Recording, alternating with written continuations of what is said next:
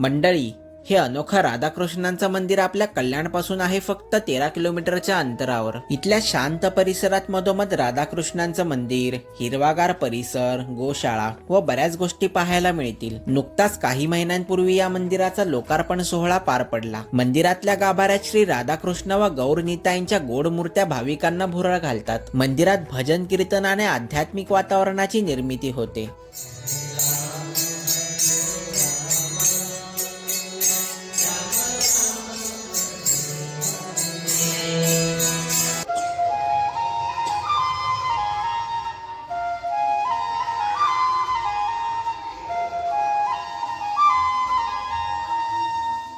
हे मंदिर कल्याणमध्ये कुठे आहे, तिथे कसं जायचं व इथल्या राधाकृष्णांचं दर्शन घ्यायचं असेल व सविस्तर माहिती जाणून घ्यायची असेल तर या शॉर्टमध्ये माझ्या फोटो व नावाखाली संपूर्ण व्हिडिओची लिंक मिळेल. ती क्लिक करून व्हिडिओ नक्की पहा.